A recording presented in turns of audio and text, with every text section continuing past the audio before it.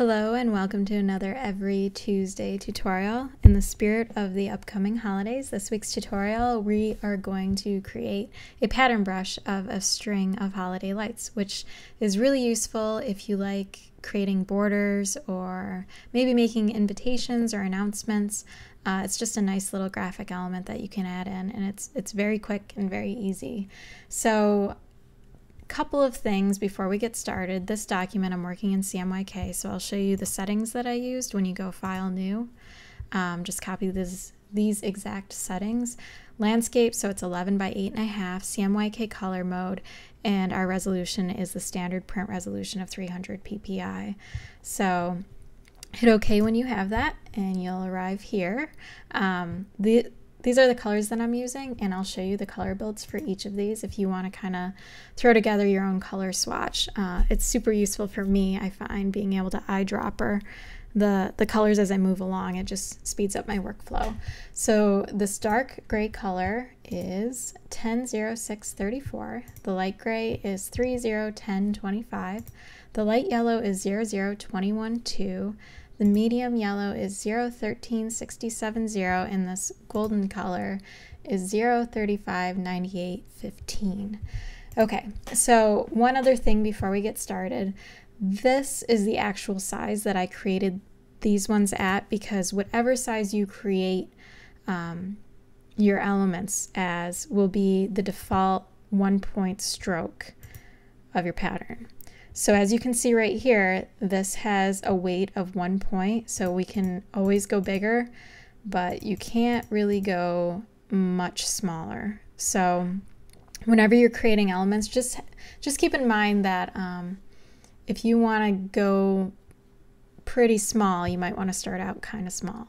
So because holiday lights are kind of cute and you want to push them towards the back of your layout. You don't want to call too much attention to them, so that's why we're creating these ones a little smaller. So that said, now we can get started. All right, so we're going to create a holiday bulb first, which we will create using our Ellipse Tool, which you can access by coming over here in your toolbox, going over to your rectangle, and then coming down and selecting the Ellipse Tool. You can also hit L on your keyboard. And I'm going to zoom in here a little bit so we can keep things small. And I'm going to freehand an ellipse. And that looks pretty good. And as you can see over here, they kind of have a flat top. And in order to do that, we're going to use our direct select tool, which you can get to by hitting A on your keyboard. And this tool allows you to alter individual points instead of editing your shape as a whole. So we're just going to edit this top point right here. We're going to click it, and we're just going to drag it down. And as I'm moving it down, you can see the top of it is getting much flatter. And if you want to make your point a little pointier, you can click and drag that one out too. Okay, so if you have a stroke like I do, chances are you probably don't, but if you do, you can fill it in by just coming over here and swapping this. So that just changes it to a fill instead of a stroke. All right.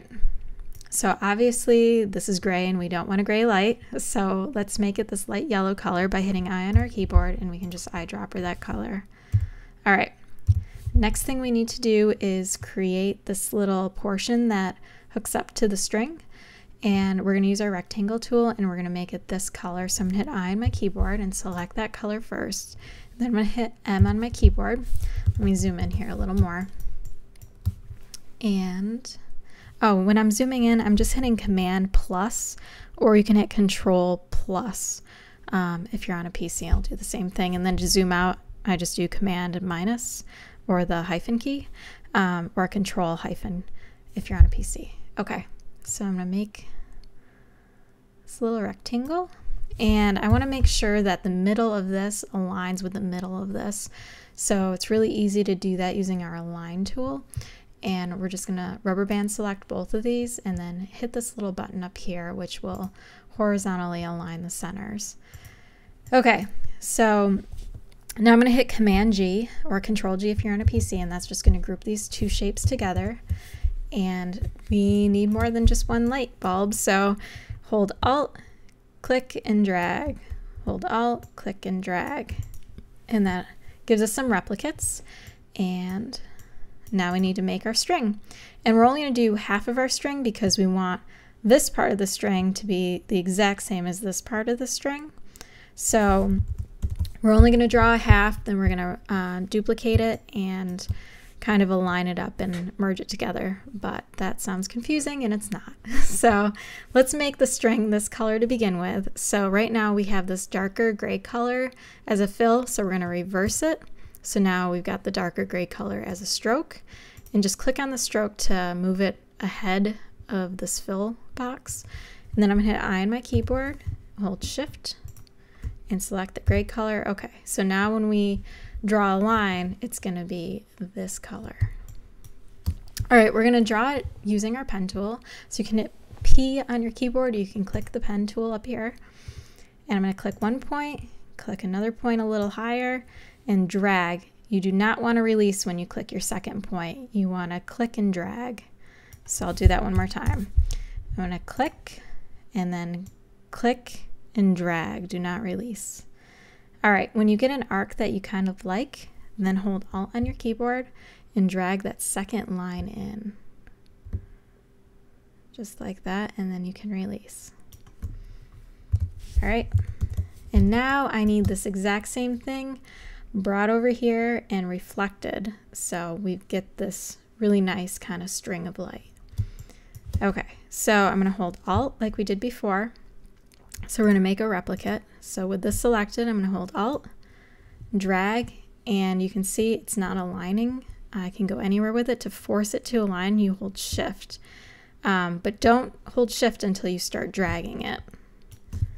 All right, and now I'm going to right click, transform, reflect, and make sure your vertical axis is selected and hit OK. All right, so now this point needs to touch this point. So I'm going to zoom in very close. So I'm going to hit Command plus again a bunch of times, or Control plus if you're on a PC. And then I'm going to go into outline mode, which is Command Y or Control Y if you're on a PC. And I'm going to click and drag, and while I'm dragging, I'm going to hold Shift again to keep them perfectly straight until I hit that center. And if your smart guides are turned on, it's going to let you know like it does right here when you hit it. And now that they're both touching, I need to join them together. So I'm going to select both of them like this, right click, join. Now they've become one item instead of two. So when I move them around, they move together. And I'm going to zoom out, Command hyphen or Control hyphen, and then Command Y or Control Y to exit outline mode. All right, we're getting close. The next thing we need to do is convert this to a shape. So with this selected, I'm going to go Object, Expand, hit OK, and now this is a shape instead of a stroke. And when these line up together in our pattern, you can see this is kind of pointy, it's not straight up and down. So we're going to have a gap when we put one. I'll show you, you don't have to do this. Hold Alt and just bring it over, and you can see when they line up, we don't want this to happen. And the way we can avoid that is by having both of these be totally straight right here. So we need to come in super close again, go back into outline mode. So Command Y, we're going to hit M on our keyboard. This is going to make a rectangle. We're going to start at this point and just make a rectangle, and this forces a straight line right here. Then I'm going to hit V to go back to my selection tool. I'm going to select both of these, come into my Pathfinder tool. And if you don't see your Pathfinder palette over here, you can get to it by going Window, Pathfinder. And I'm just going to hit this button right here, the Divide button. And by default, whenever you're using Pathfinder and you hit one of these buttons, it automatically groups the shapes together even though we made a division, which is kind of confusing. Just remember, whenever you use the Pathfinder tool, you're going to have to ungroup your objects afterwards. So we're going to ungroup by going Command-Shift-G or Control-Shift-G on a PC. And then I'm just going to rubber band select the items that I want to delete and then hit delete. There we go. All right, we're going to do the same thing again, which is good practice. All right, I'm going to hit M on my keyboard, come over to this top point, draw a rectangle. It can be any size. Hit V to go back to my selection tool, rubber band select both shapes, hit the divide button, Command-Shift-G or Control-Shift-G to ungroup, and then rubber band select the portion you want to delete, and then hit delete. Perfect. Okay, so now we're going to exit outline mode again by going Command Y or Control Y on a PC. And now we're going to line up our lights.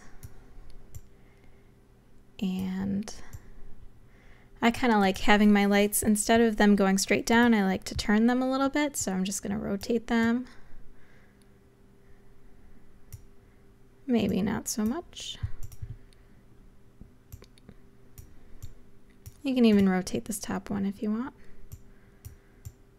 All right, so let me turn this one a little more. Okay, so I kind of like having my lights in front of the string. So I'm going to send the string to the back by selecting it, right-clicking, arrange, send to back. And the last thing we need to do before we make our pattern brush is to change the color of these. And if you want them all one color, you're perfect and you're ready to go. Skip this part. Or if you want to have a few different colors like I have right here, since these are group shapes, we just want to select the yellow part. So I'm going to hit A on my keyboard, which allows me to select just the yellow part. You don't want to click any of the points. So we're just going to click right in the middle and then hit I on your keyboard and then select the color you want and then hit V to remove the selection by clicking elsewhere, and then hit A again, select, hit I, click on your color, and then hit V and click anywhere. All right, so now we're going to group all these lights together.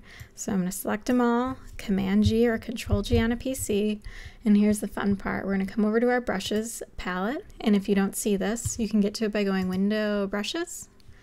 And right down here, we're going to click this little icon for New Brush. We're going to select Pattern Brush, put in all the settings you see here. So spacing is 0. We're going to name this Lights. No flips. Stretch to fit is selected here. And that's it.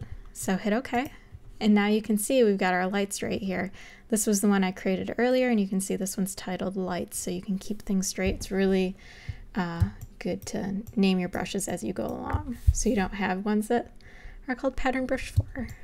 All right, so now to put this pattern brush in use, we're going to select our line tool up here, and I'm just going to click, and then to keep it straight, I'm going to hold Shift, and then I'm going to click on our brush right here, and there we go. There's the brush that we just made, and you can make it bigger, or you can make it smaller.